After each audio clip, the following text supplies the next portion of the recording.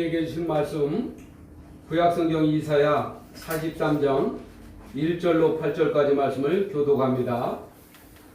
야곱아, 너를 창조하신 여호와께서 지금 말씀하시느니라. 이스라엘아, 너를 지으신 이가 말씀하시느니라. 너는 두려워하지 말라. 내가 너를 구속하였고 내가 너를 지명하여 불렀나니 너는 내 것이라. 내가 물 가운데로 지날 때 내가 너와 함께할 것이라. 강을 건널 때 물이 너를 침몰하지 못할 것이며 내가 불 가운데로 지날 때 타지도 아니할 것이요 불꽃이 너를 사르지도 못하리니. 대전하는 여호와 네 하나님이요 이스라엘의 거룩하니요 네 구원자임이라. 내가 애굽을 너희 속량물로 구스와 스바를 너를 대신하여 주었노라. 내가 내 능력으로 존귀하며 내가 너를 사랑하였은즉 내가 내 대신 사람들을 외워주며 백성들이 내 생명을 대신하리니. 두려워하지 말라. 내가 너와 함께하여 네 자손을 동쪽에서부터 오게 하며 서쪽에서부터 너를 모을 것이며 내가 북쪽에게 이르기를 내려오라. 남쪽에 이르기를 거두어 주지 말라. 내 아들들을 먼 곳에서 이끌며 내 딸들을 땅 끝에서 오게 하며 내 이름으로 불려지는 모든 자 곧 내가 내 영광을 위하여 창조한 자를 오게 하라. 그를 내가 지었고 그를 내가 만들었느니라. 눈이 있어도 보지 못하고 귀가 있어도 듣지 못하는 백성을 이끌어내라. 아멘.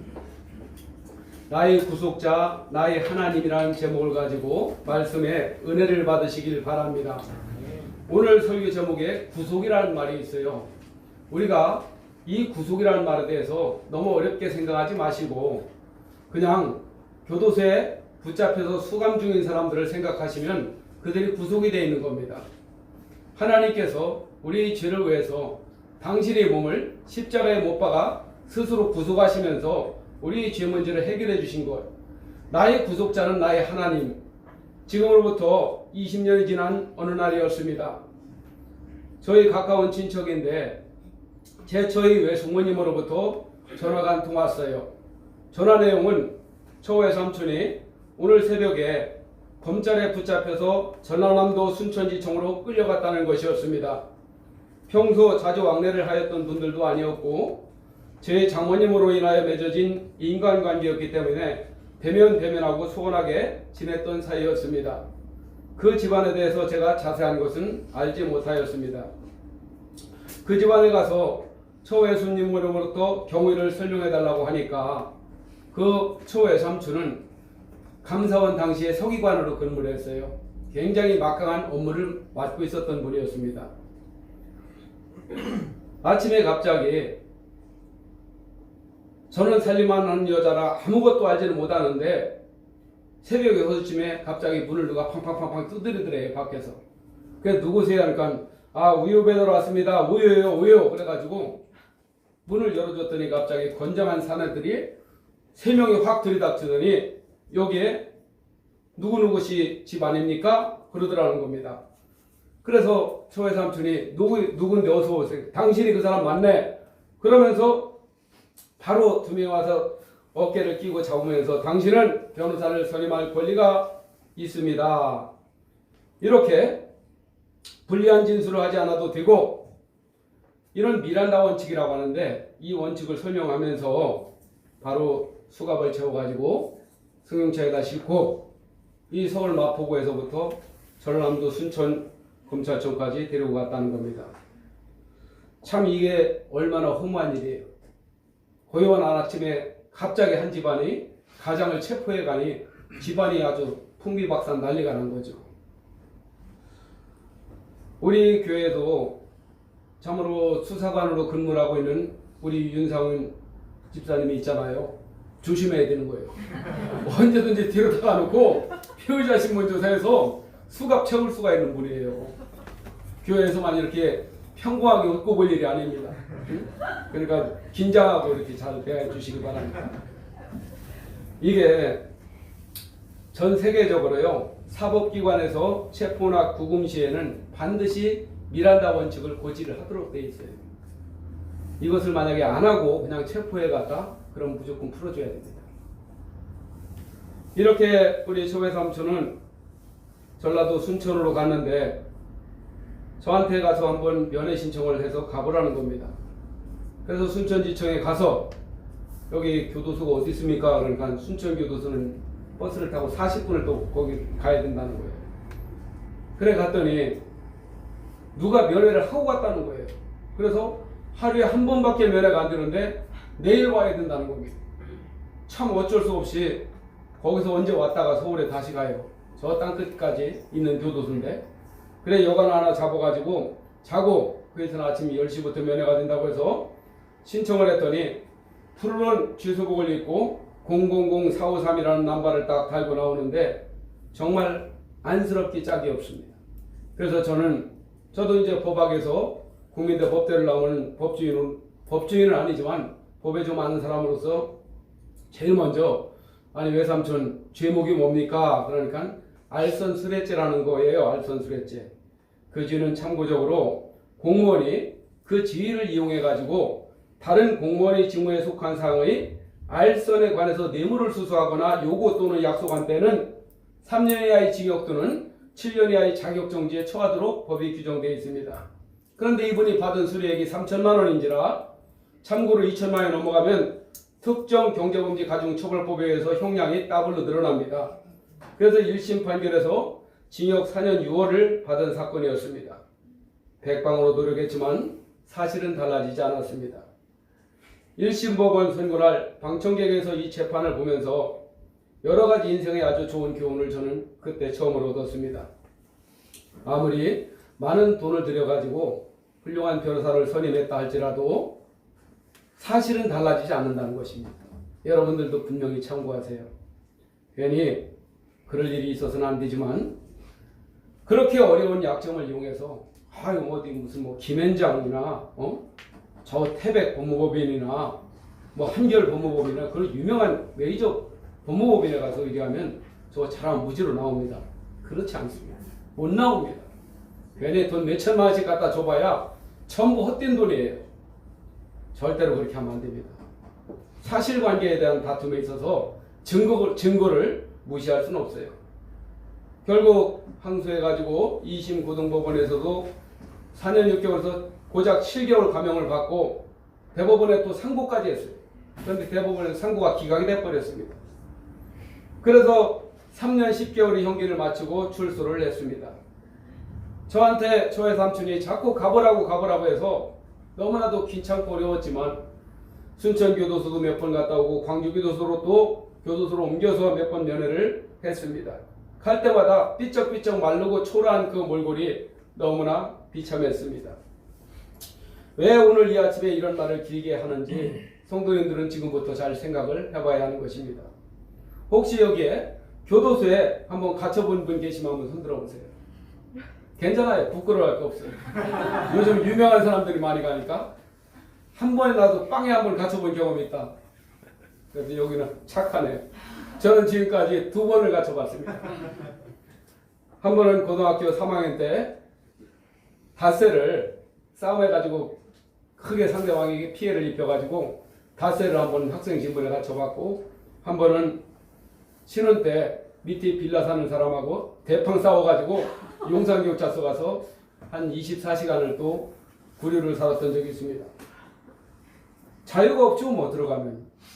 그리고 이동할 때는 항상 줄을 맞춰서 이동해야 되고 화장실 가는 것도 철저히 간수의 허락을 받아서 가야 되고 모든 사람이 똑같이 고무신 신고 옷을 통일되어서 입어야 되고 그냥 계획이 없는 것이 깜빵입니다.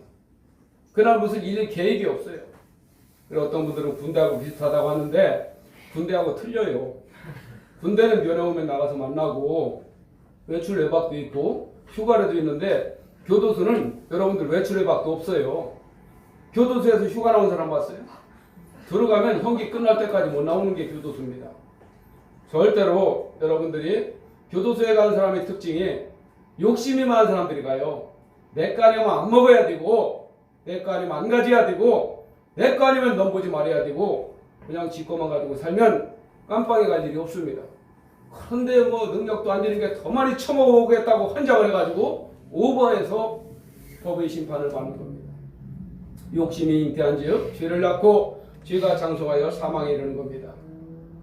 우리가 그럼 이 살아가는 이 자유로운 세상이 과연 여러분들은 어떻게 생각합니까? 교도소는 아주 비좁은 곳이라면 이 세상은 아주 넓은 교도소와 같은 곳이 아닐까요? 매일 반복되는 출근과 퇴근, 밥에 먹고 설거지하고 또 밥하고 청소하고 이불 펴고 일어나서 방 닦고 쓸고 닦고 또 이불 피고 세수하고 일하고 자고 하루하루 특별한 것이 없이 맨날 반복되는, 여러분 우리가 살아가는 이 세상은 교도소가 아닌가요? 다를 게 없어요. 너무나 단순해서 많은 사람들이 지금 정신병이 걸려가지고 우울증과 불면증으로 정신병원만 간판만 올렸다면 요즘 대박을 친답니다. 코로나 때문에 더욱더 문전성시를 이루고 있다는 것이 정신병원이에요.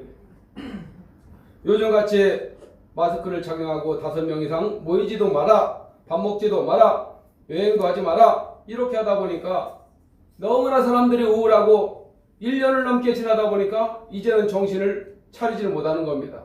자영업자들 다 몰락해서 안 되고 옛날 매출이 10분의 1도 안 나오고 그동안 카드 돌려면서 이리저리 그냥 카드 빚지고 살고, 지금 이 숨막히는 세상에서 제정신을 가지고 사는 것 자체가 기적입니다. 세상에 구속을 받은 우리 처지가 점점 심각해져가는 이런 상황이죠. 현대 과학 문명을 우리는 많이 칭송을 하고 대단하게 인류는 진화를 해서 과학기술로 많은 진보를 이루었다고 자평을 하였지만, 코로나가 과연 우리 모든 과학기술의 문명은 정말 연약하고 무능하고 무지한 한 단년이라는 것을 보여주고 있습니다. 누가 이런 고통스러운 곳에서 우리를 건져내어 주실까요? 하나님께 아무리 기도하고 부르짖어보지만 점점 더 상황은 심각해질 뿐만 아니라 하나님의 치유와 은혜는 매우 더딘 것 같습니다. 이 모든 원인들은 바로 우리들의 죄악입니다. 선한 것이 전혀 없음을 우리는 왜 지금까지 깨닫지 못했을까? 이 세상의 교회에 더 큰 죄악이 많았음을 저는 회개하고 있습니다. 그동안 기독교란 이름을 캐치프레이즈로 앞세워서 얼마나 더 많은 것을 갖기를 원했고 먹기를 원했고 누리기를 원했나? 하나님의 마음을 아프시게 해드렸습니다. 입술로는 하나님을 믿는다고 하면서도 행동과 마음은 하나님과는 전혀 관계도 없는 그러한 삶을 살아왔던 것입니다. 그래서 우리에게 주신 자유를 잊어버렸습니다. 고통과 징계를 자초했습니다.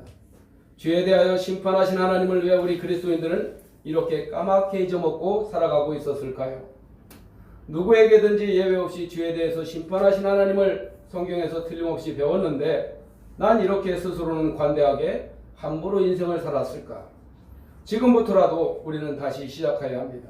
아니, 반드시 회개하고 하나님이 원하시는 삶을 지금부터 살아가야 할 것입니다. 우리 43장 1절을 같이 한번 마음을 열고 한번 같이 한번 합독해 봅니다. 시작.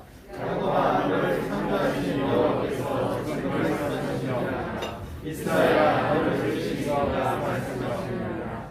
너는 두려워하지 말라. 내가 너를 구속하고 내가 너를 치료하여 불렀나니 너는 내 것이라. 아멘. 구속이라는 말은 구약 성경에서 되찾아주다, 물르다, 물러준다 이런 뜻에서 파생을 하였습니다.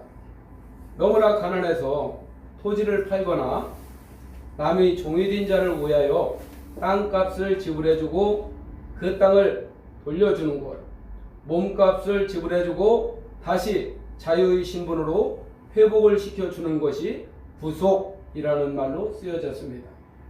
신약 성경에서는 잃어버린 생명을 건지다, 대속하다라는 말로 쓰여졌고, 영적인 측면에서는 죄인들을 위하여 행하신 하나님의 은혜롭고도 희생적인 행동, 그 중에서도 예수 그리스도의 십자가 희생을 통해서 죄인들을 구원하신 행위를 말씀하고 있습니다. 너무나 소중한 말씀을 우리 한번 로마서 3장 24절을 같이 한번 우리 합독합니다. 시작. 그리스도 예루살렘에 있는 성령으로 말미암아 하나님의 은혜로 에베소서 1장 7절. 우리는 그리스도 안에서 그의 은혜에 행성하려나 그의 피로 말미암아 성령으로 고쳐야 그렇습니다. 우리는 은혜로 값없이 의롭다 하심을 얻은 자 되었고 은혜의 피로 죄를 씻김을 받아 죄 용서함을 받았습니다. 그동안은 내가 죄 때문에 하나님과 동행할 수 없는 고통스럽고 숨막히는 인생을 살아왔습니다. 그러나 나는 하나님의 은혜를 받아서 지금은 분명히 예전처럼 고통 가운데 살고 있지는 않습니다. 고난은 있더라도 나에게 자유함이 있습니다. 고통스러운 일은 간혹가다 있지만 나에게 하나님이 주시는 평안이 있기 때문에 나는 단잠을 잘 수가 있죠. 그러나 아직도 이 평안을 누리지 못하는 분들이 있습니다. 죄 용서함을 받지 못하여 끊임없이 자신의 죄책감에 사로잡혀 고통을 겪고 사는 분들이 이 가운데에서도 있습니다. 그러한 분들에게 저는 진지하게 말씀을 드립니다. 하나님의 아들 예수님 안으로 지금 들어오시기 바랍니다. 그러면 예수님은 당신 안으로 지금 바로 들어가실 것입니다. 예수님께서 나의 죄 때문이 아니라면 십자가에서 죽을 이유가 전혀 없었습니다. 나의 죄 용서함을 위해서 당신을 십자가에 스스로 구속을 하신 것입니다. 그 어느 권세도 하나님의 아들을 십자가에 처형할 수 있는 권세는 가지고 있지 못합니다. 하나님이 사람으로 오셔서 그분 스스로가 그런 결정을 내려 허용을 하셨기 때문에 로마의 권력이 십자가 형벌을 집행을 한 것뿐이었습니다. 하나님이 자기 구속은 철저하게 사전에 스스로 계획이 되었던 사건이었습니다. 천지 만물을 창조하시기 이전부터 이미 그 계획은 사전에 하나님의 마음으로 자리를 잡고 있었습니다. 사람은 참으로 존귀한 존재입니다. 하나님의 형상으로 지음을 받은 유일한 존재가 바로 사람입니다. 이 땅의 선한 자나 악한 자 모두에게 하나님의 은혜는 지금도 지속되고 있습니다. 매주 동일하게 하나님의 말씀을 교회에 와서 듣습니다. 진리의 말씀이기에 끊임없이 들어야 할 것이며 날마다 이 말씀을 듣는 것이 우리에게는 질리거나 지루하지 않습니다. 영원한 선물처럼 우리의 영성의 양식으로 우리에게는 날마다 매일매일 들어야 하며 사모하여야 합니다. 이것은 우리가 하나님이 지명을 받은 하나님이 소유라는 확인을 하는 행위가 바로 예배입니다. 악인에게조차 은혜를 주신 하나님께서 하물며 우리 의인들에게는 얼마나 더 특별한 은혜를 주시지 않겠습니까? 예전에요, 조선시대 형벌 가운데 태형이라는 것이 있었다고 합니다. 곤장으로 형틀에 엎어놓고 30대 50대라는 아주 무서운 형벌을 집행하는 것인데, 그 매를 맞아야 될 당사자가 돈 좀 있는 사람일 경우에는 대신 매를 맞아줄 사람을 돈을 주고 사다 그 형태로다가 묶어놓는답니다. 그래 가난한 사람은 한 리천을 벌기 위해서 그 돈을 받고 자기가 대신 맞아주는 거죠. 그때 매를 대신 맞아주는 사람에게 주는 돈을 갖다가 속전이라고 합니다. 구속금이라고 하기도 합니다. 대신 맞아주는 사람에게 아주 후한 돈을 주어서 면제를 받는 것이지요. 내 십자가에 속량물이 되어신 우리 주님은 가룟 유다에게 은 30냥의 속전에 팔려서 골고다 언덕의 십자가에 못 박혀 죽으셨습니다. 아직도 왜 예수님이 날 위해서 십자가에 죽었는지 안 믿어진다는 분들은 두 가지 경우가 전부라고 저는 봅니다. 첫 번째, 하나님께 마음을 열지 못하는 경우입니다. 두 번째는 예수 그리스도의 죽음을 거부하는 경우일 것입니다. 선물을 주실 때 감사합니다 하고 받아들여야 선물을 주는 사람이 기쁨이 있고 보람이 있는 것입니다. 받지 않고 거절당하면 얼마나 무안합니까? 저는 아주 작은 것이든 큰 선물이든 받으면 꼭 문자를 드리거나 전화를 드려서 감사하다고 합니다. 꼭 인사를 드립니다. 저에게 이렇게 감사한 선물을 주신 분을 축복해달라고 간절히 기도합니다. 혹시 오해하면서 선물 달라는 거 아닙니다. 괜히 또 목사님한테 선물 보내라는 거구나 하고 꼭 설교할 때면 이상한 방향으로 해석한 사람이 있어요. 또 이사 가니까 옛날 집 주소로 보내면 또 큰일 나는 거예요. 보내지도 마세요. 그런데 이 자리에 끔찍한 사람들이 혹시 한둘이 있으면 안 됩니다. 자기한테 보내는 선물을 반송하는 사람들이 있어요. 이것은 굉장히 무례한 처사입니다. 선물을 한 사람을 아주 야멸차게 무시하는 나쁜 행동입니다. 절대로 여러분들 이렇게 반송하는 게 아니에요. 관계가 안 좋아도 감사함으로 받아야 됩니다. 후진 선물이라도 고맙게 받아야 되는 겁니다. 탁득 반송하고 말이지 자기의 의를 뽐내면 안 돼요. 저는 공무원을 하면서 회화 동장을 하면서 2년 동안 어떤 분들은 된장을 갖다 주기도 하고 집에서 고추장을 담았다고 갖다 주기도 하고 그리고 나물을 무쳐다 주기도 하고 그리고 어떤 분은 당신이 사는 토란을 2,000원어치 더 사가지고 동장실에 와서 토란을 넣고 가기도 하고 다 그래요. 그러면 저는 다 받아들이고 감사합니다. 이렇게까지 저를 챙겨주셔서 너무나 고맙습니다. 이러니까 많은 주민들이 야, 이 동장님 오신 분은 참 마음이 열리고 포근하고 참 좋다고 이렇게 얘기합니다. 사람은 절대로 누군가의 관계에 있어서 사람이 별 수 없어요. 문턱을 낮추고 사셔야 됩니다. 주고받고 왕래하고 그 집 문지방에 작은 사랑이 왔다 갔다 할 때 이 세상은 훈훈하고 아름다워지는 것입니다. 가장 끔찍한 저주를 당하신 예수님을 보고 기록한 마태마가 누가 요한복음을 읽고도 쓰고도 왜 나한테는 십자가가 안 믿어진다고 하는지 그건 참 더 놀랍고 기적이죠. 어떻게 십자가가 안 믿어질 수가 있어요. 우리 한번 로마서 10장 9절부터 10절까지 한번 같이 읽어보겠습니다. 시작. 내가 만일 내 입으로 예수를 스스로 시인하며 또 하나님께서 그를 죽은 자 가운데서 살리신 것을 내가 마음에 믿으면 구원을 받으리라. 사람이 마음으로 믿어 의에 이르고 입으로 시인하여 구원에 이르느니라. 이 시인이라는 것은 옳을 시자 인정할 인자, 즉 옳다고 인정하는 것을 시인이라고 합니다. 예수님이 나의 주님이라고 옳다고 인정을 하여야 합니다. 이것은 반드시 대중 앞에서 공개하며 소리를 내어 고백을 해야 합니다. 여러분들이 십자가가 나는 안 믿어져. 나 같은 것으로 해서 어떻게 예수님이 죽을 수가 있어? 그것은 난 도저히 내 상식으로 믿어지지 않아 라고 하는 것을 부인하는 것입니다. 그렇게 절대로 하지 마세요. 여러분들이 인간의 지성과 이성과 생각과 지식으로 십자가가 완벽하게 믿어져 가지고 하는 것이 아니라 한번 따라서 해보세요. 내가 마음으로 믿어 의에 이른다. 여러분들이 마음을 다 해보아서 다 할 수 있어요? 하나님만이 감찰해서 분별을 할 수 있는 거지 같은 사람끼리 마음을 몰라요. 그러니까 세상에서 10개를 물속하라도 한 개의 사람 속을 모른다는 말이 있잖아요. 마음을 우리가 믿음으로 받아들이고 덮어두는 겁니다. 십자가를 그렇게 시인하고 예수님을 시인하라는 거예요. 이 시인하는 것을 마음으로 받고 수시로 반복하는 겁니다.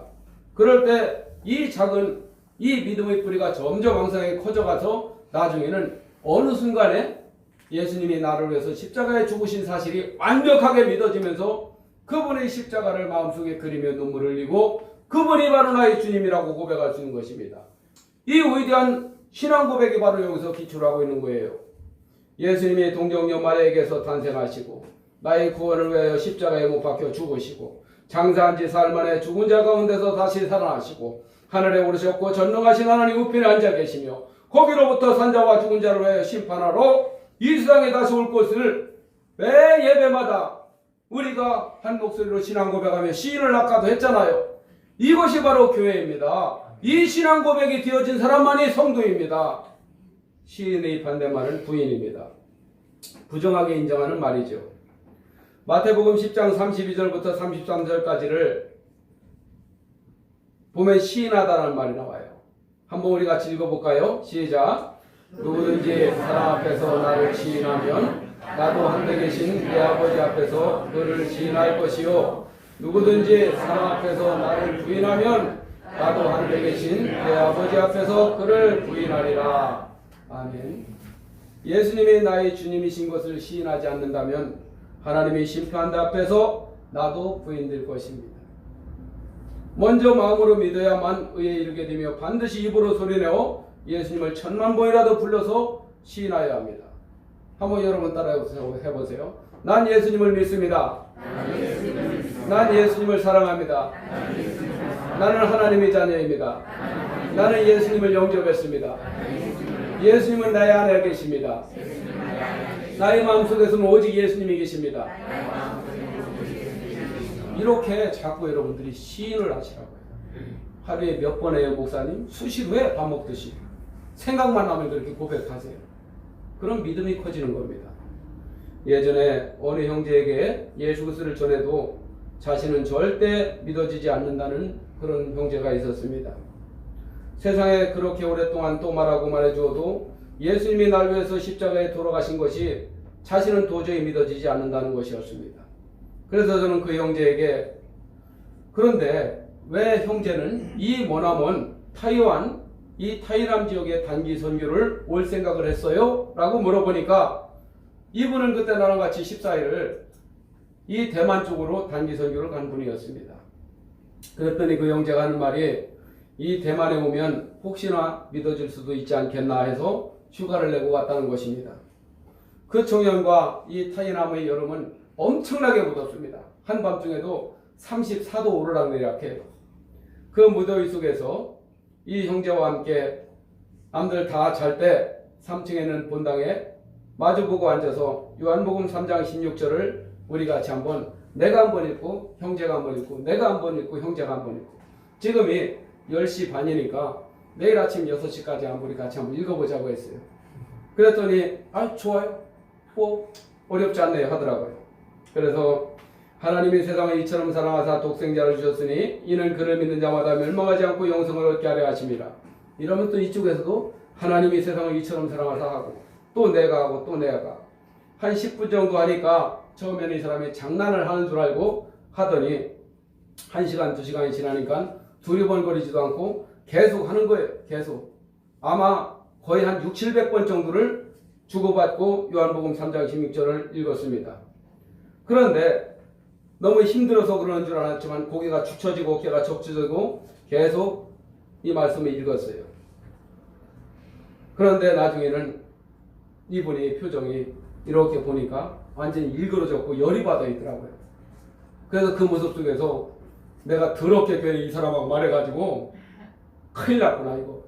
이 사람이 그 하는 꼴을 보니까 진짜 내일 새벽 6시까지 할 것 같은데 막 그냥 역력히 막 분노가 얼굴에 일어나요. 그래도 성령께서 저한테는 힘을 주시고 은혜를 주셔서 계속 요한복음 3장 16절을 읽었어요. 이분도 계속 따라서 했습니다. 처음에는 웃다가 그리고 시무룩한 표정을 지다가 그 형제의 얼굴에는 또 땀이 맺혔고 땀을 닦으면서 계속했습니다. 그런데 땀은 이제 이마를 이렇게 닦아야 되는데 나중에는 이게 이마가 아니라 눈으로 오더라고요. 분명히 울고 있더라고요. 그러더니 나중에는 엉엉 울면서 하나님, 제가 세상이었습니다. 하나님, 내가 바로 세상이었습니다. 저는 너무나 하나님을 사랑하지 못하고 나를 사랑했습니다. 세상 것을 너무나 사랑하고 하나님을 사랑하지 못했습니다. 제가 죽을 죄를 저질렀습니다. 아버지, 저를 용서해 주세요. 아버지, 저 같은 것도 용서받을 수 있나요? 하면서 아버지 하고 엉엉 울고 있으니까 마치 오후에 4층에서 잠자던 모든 설교대원들이 주르르 내려왔어요. 밤 12시가 넘어서 고래고래 소리를 하니까 야, 용기가 바뀌었다. 그 형제 이름이 최용기 형제거든요. 완전히 변화가 돼가지고 막 울면서 새벽까지 성령의 불이 붙고 역사가 일어나는데, 당시 그 교회가 까오슝 건공교회였습니다. 그 교회는 그때 당시에 60년이 넘은 교회였어요.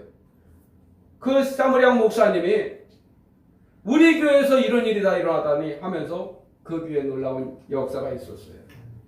아직도 예수가 믿어지지 않나요? 자신을 책망하지 마시고, 내가 지금 이 자리에 와서 이런 말을 듣고 있다는 것은 예수님을 만날 수 있는 기회를 여러분들이 가지고 있는 것입니다. 이 시간에 다른 곳에 가 있지 않고 하나님의 말씀을 들을 수 있는 이곳에 주일날 내가 참석하고 있다는 것은 분명한 내 인생에 하나님이 주신 기회입니다. 하나님은 지금 성령으로 강림하셔서 우리 성도님들을 붙잡아 주시기를 원하십니다. 마음을 열고 은혜의 선물을 받아들이세요. 자존심도 내려놓으시고 다친 마음도 활짝 여시고 성령님의 도움을 받아들이세요. 자신을 쳐서 복종하세요. 이 험한 세상을 하나님의 도움 없이는 점점 살아가기 힘들 것입니다. 만만하게 보시면 안 됩니다. 누구 말을 믿을 수가 있어요? 은혜 받지 않으면 살 수 없는 세상이라는 걸 여러분들이 너무나 잘 아시잖아요. 오늘 2절과 3절을 같이 한번 합독합니다. 네가 물 가운데로 지날 때에 내가 너와 함께 할 것이라. 강을 건널 때 물이 너를 침몰하지 못할 것이며 네가 불 가운데로 지날 때 가지도 아니할 것이요 불꽃이 너를 사르지도 못하리니 대전하는 여호와 네 하나님이요 이스라엘이 거룩하니요 네 구원자임이라. 내가 애굽을 너의 생장물로 부수와 수바를 너를 대신하여 주었노라. 아멘. 이집트는 하나님이 임재하심에 처음 난 모든 동물이고 사람이고 다 목숨을 잃었습니다. 그렇지만 유대인들, 히브리인들이 모여 사는 고센 땅에 어린 양의 피를 문설주에 바르고 단 한 명도 죽지 않고 모두가 사망을 피하여 살았습니다. 그들이 문설주에 발랐던 피를 보시고 하나님의 천사들은 그들의 목숨을 거두어가지 않고 그냥 지나갔던 것입니다. 내가 지금 예수의 피를 힘입지 않고는 나의 구원은 불가능합니다. 내 대신 십자가에서 피 흘려 죽으신 하나님의 아들을 내가 외면한다면 난 도저히 구원을 받을 수 없는 것입니다. 내 인생의 험한 물도 무서운 불같은 시험도 나를 사로잡을 수가 없었던 이유는 내가 하나님의 지명을 받은 사람이었기에 그런 것입니다. 내가 잘못하고 내가 엄청난 지역을 지었음에도 내가 지금 여기에 있는 것은 나의 수많은 죄를 하나님은 애굽인에게, 구스인에게, 스바인에게 대신 당하도록 심판을 하셨고 나의 생명은 죄가 있음에도 불구하고 유지를 시켜주셨던 것입니다. 우리 4절 말씀을 같이 합독합니다. 네가 내 눈에 보배롭고 존귀하며 내가 너를 사랑하였은즉 내가 네 대신 사람들을 내어주며 백성들이 네 생명을 대신하리니. 하나님, 내가 나 같은 것이 도대체 뭐라고 나를 보배롭고 존귀하게 보셨단 말입니까? 이 벌레 같은 나를, 지렁이 같은 나를 도대체 뭐 볼 게 있다고 사랑하셔서 내 죄악을 저 불쌍한 사람들에게 내 생명을 대신하게 하시다니요. 하나님, 나 어떻게 해요? 하나님, 저는 지금부터 어떻게 살아야 할까요? 저는 이 은혜를 받고 한 달 넘게 단 하루도 하늘을 똑바로 바라보지 못하고 날마다 울음과 회개로 살았습니다.